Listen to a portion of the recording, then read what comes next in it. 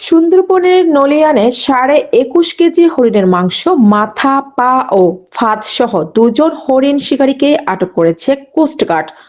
প্রতিনিধি কাজী আতিক জানান, শনিবার বিকেলে কোস্টগার্ড মিডিয়া কর্মকর্তা লেফটেন্যান্ট কমান্ডার জিয়াউল হক এ তথ্য জানান। এ সময় তিনি বলেন, গোপন সংবাদের ভিত্তিতে শনিবার মধ্যরাত 2টায় কোস্টগার্ড আউটপোস্ট নলিয়ান কর্তৃক খুলনার দাকব থানাধীন সুন্দরবনের নলিয়ান সংলগ্ন মুচির দোয়ালি খালে একটি বিশেষ অভিযান পরিচালনা করে 21.5 কেজি হরিণের মাংস, একটি মাথা, 4টি পা ও 600 মিটার হরিণ শিকারের ফাঁদ সহ দুজন হরিণ শিকারীকে আটক করা হয়। জব্দকৃত হরিণের মাংস, মাথা, পা, ফাঁদ ও আটককৃত ব্যক্তিদের পরবর্তী আইনানুগ ব্যবস্থা গ্রহণের জন্য নলিয়ান ফরেস্ট অফিসের নিকট হস্তান্তর করা হয়।